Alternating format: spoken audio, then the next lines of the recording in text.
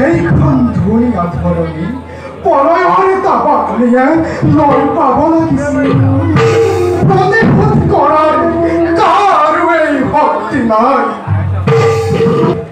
দুষ্ট উত্তমন মই কৰিবই লাগিব